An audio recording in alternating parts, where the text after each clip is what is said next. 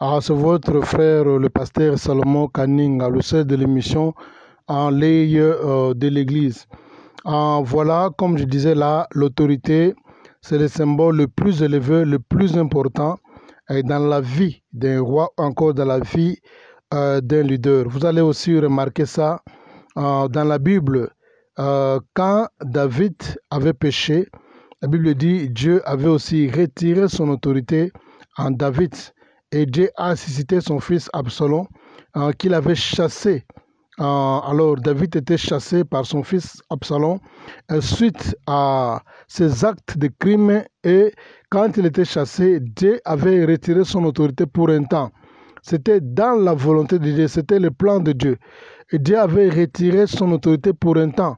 Et quand Dieu avait retiré son autorité pour un temps, quand il fuyait loin devant son fils, la Bible dit l'un des fils de Saoul faisait quoi? Lui jeter la poussière en l'humiliant, et il utilisait des langages déplacés devant la présence de ses serviteurs.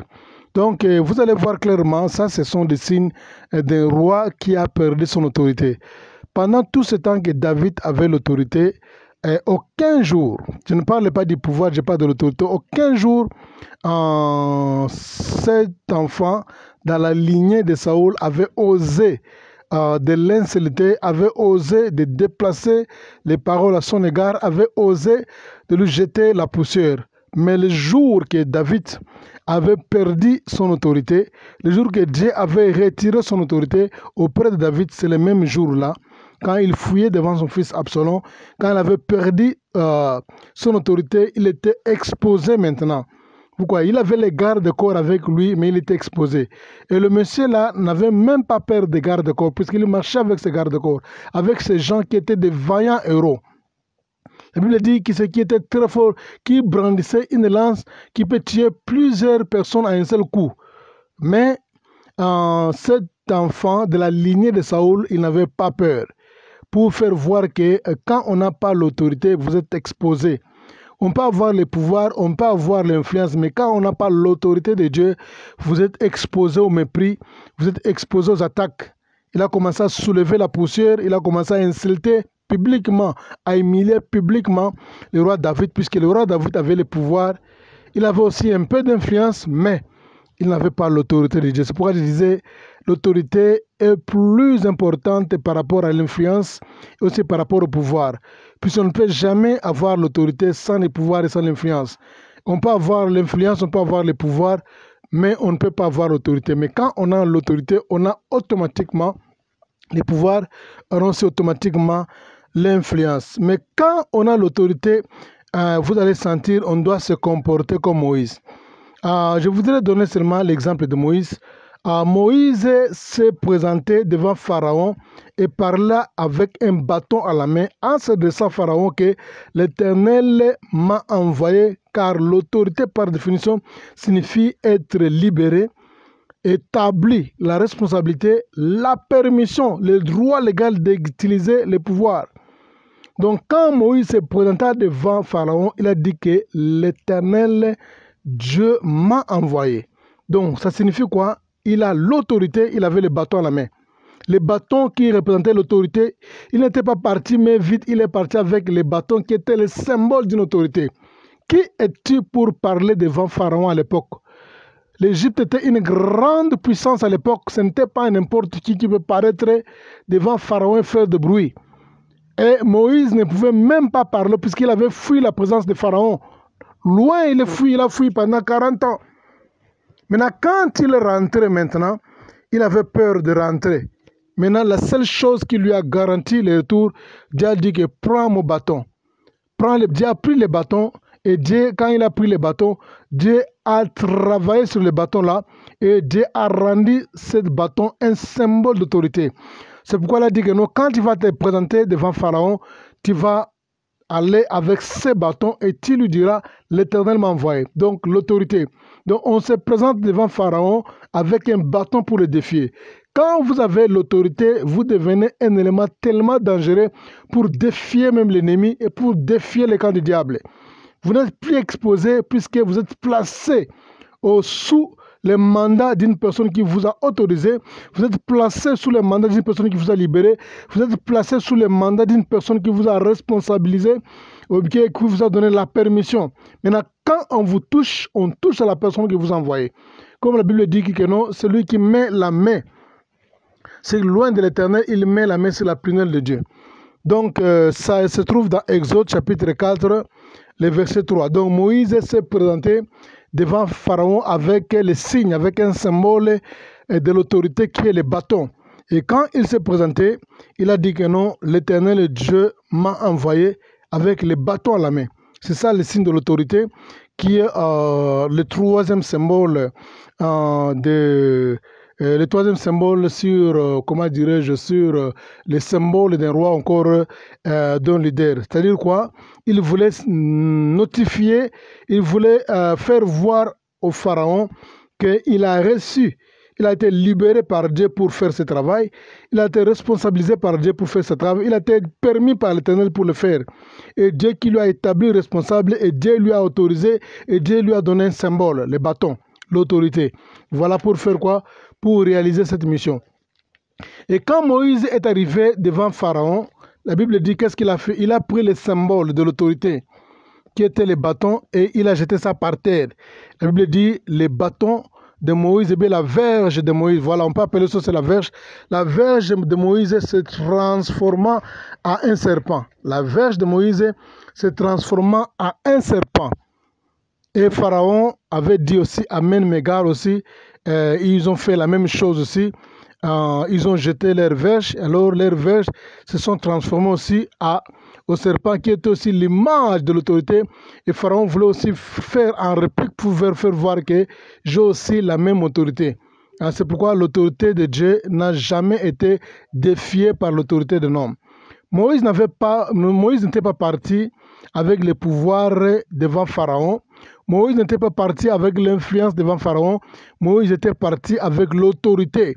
Parce qu'on peut bouffer le pouvoir, on peut bouffer l'influence, mais on ne peut jamais bouffer une autorité. Il est parti avec les bâtons, avec une verge plutôt, Il est parti avec une verge qui était l'image de l'autorité. Alors, poursuis d'abord l'autorité de Dieu, car toute personne ayant l'autorité a aussi le pouvoir et l'influence. Donc, si vous êtes un bon leader, tout ce que tu as besoin de chercher d'abord dans ta vie, ne cherche pas le pouvoir. Ne cherche ni l'influence en premier lieu, ni le pouvoir en premier lieu. Un bon leader, c'est celui qui cherche d'abord l'autorité en premier lieu, poursuit l'autorité en premier lieu. Car si tu as l'autorité, automatiquement aussi tu as le pouvoir et tu as aussi l'influence en toi. Alors, nous avons deux types d'autorité dans la Bible. Nous avons l'autorité par exercice, exercice de l'autorité personnelle. Et deuxièmement, nous avons l'autorité de la soumission, ou bien l'autorité qu'on doit se placer sous mission. Donc, je parle de deux types d'autorité. La première autorité, c'est l'exercice de l'autorité personnelle. L'exercice de l'autorité personnelle. Et la deuxième autorité, c'est la soumission qui a été autorisée par Dieu, bien la soumission qui a été autorisée par Dieu. Donc nous avons deux sortes d'autorités, l'autorité de l'exercice personnel, je reprends ça, et l'autorité de la soumission. Je vais parler de la soumission. Il faut se placer sous la mission, il faut se placer sous une autorité. Donc il faut se placer sous une autorité pour avoir l'autorité. Donc il y a l'autorité qui est l'exercice de l'autorité personnelle et il y a l'autorité qui est en deuxième position. L'autorité la plus importante, c'est l'autorité, je dis que non, il faut se placer sous une autorité pour avoir l'autorité. Donc, première autorité que nous voulons parler ici, nous appelons ça l'autorité par exercice de l'autorité personnelle. C'est-à-dire quoi? C'est celle qui est liée à la fonction, ton devoir, ton titre, ou bien ce que vous êtes appelé à faire. Donc, premièrement, tu seras soumis ou encore ton autorité sera reconnue par rapport à la fonction que tu exerces comme apôtre, pasteur, prophète, docteur, évangéliste, diacre, ancien, tout consort. Donc ça, c'est bien encore administrateur, manager, comment, directeur général et PDG. On appelle ça les autorités aux exercices de l'autorité personnelle. Ce sont des autorités qui sont aux exercices personnels. C'est-à-dire quoi?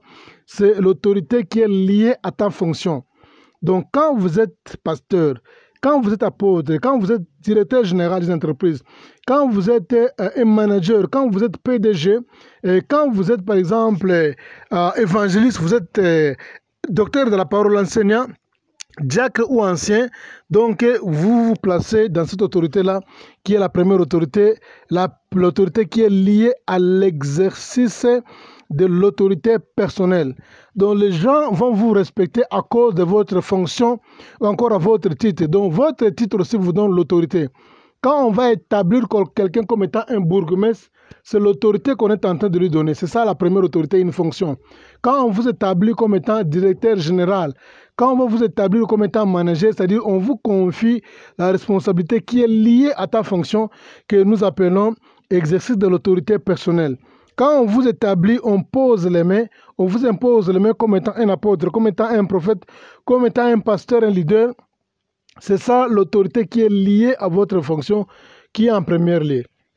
Alors, on peut donner un exemple pour nous faire comprendre. Le jour que les prophètes plutôt, le jour que le prophète Samuel est allé pour rejoindre le roi David, la Bible dit que tous les habitants du village accoururent auprès de David et il tremblait, ils accoururent auprès du prophète Samuel, il tremblait en lui posant la question, tu es venu avec une bonne nouvelle ou encore avec une mauvaise nouvelle?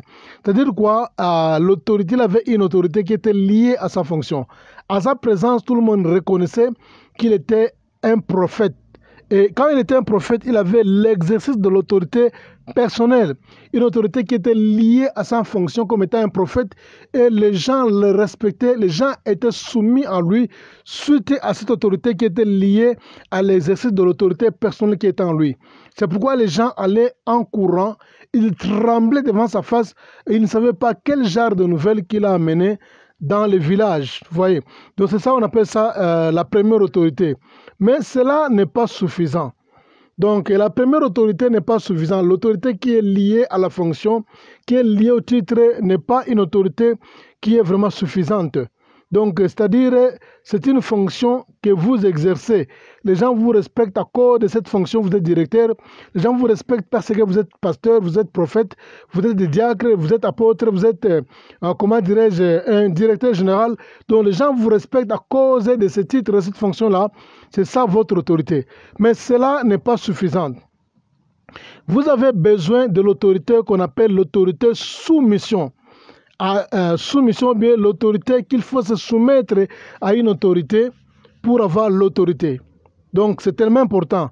Je reprends ça. Vous avez besoin de la deuxième autorité. La deuxième autorité, c'est l'autorité de la soumission. Donc tu dois te placer sous une autorité afin que vous puissiez recevoir une autorité. Donc chaque bourgmestre, il est placé sous une autorité. Le bourgmestre est établi. Il est reconnu par le gouvernement. Quand le gouvernement reconnaît un bourgmestre, maintenant tout le monde va reconnaître, va être soumis à l'autorité de ce bourgmestre-là, puisque le gouvernement l'a reconnu, il est placé sous l'autorité, il travaille sous mandat, il travaille sous une autorité. C'est pourquoi les gens vont le respecter, puisqu'il est placé sous une autorité. Le jour qu'on va enlever ce bourgmestre-là de sa fonction, ou bien un ministre dans sa fonction, les gens ne vont plus le respecter comme on le respectait auparavant, puisqu'il n'est plus placé sous une autorité. Donc, comme je disais que la deuxième autorité, c'est l'autorité la plus importante, la plus influente, c'est placer sous une autorité pour exercer quelque chose. Donc, c'est ça, on appelle ça l'autorité divine, l'autorité de la soumission. L'autorité par soumission divine, c'est une façon pour dire que non, vous devez vous placer sous contrôle de Dieu. Les gens que Dieu a établis pour rendre compte, on appelle ça en anglais, je vais parler sur ça plus tard, accountability, on appelle ça accountability. C'est-à-dire quoi? Un bon leader, c'est un leader qui est placé sous autorité des autres leaders. Donc Dieu va vous placer sous autorité d'autres leaders pour exercer votre ministère. Et ces leaders-là sont placés sous autorité de Dieu. Donc la personne à qui les démons peuvent obéir, c'est la personne qui est placée sous autorité de Dieu. Puisque quand vous chassez les démons n'ont pas peur de vous, les démons ont peur de celui qui vous a établi.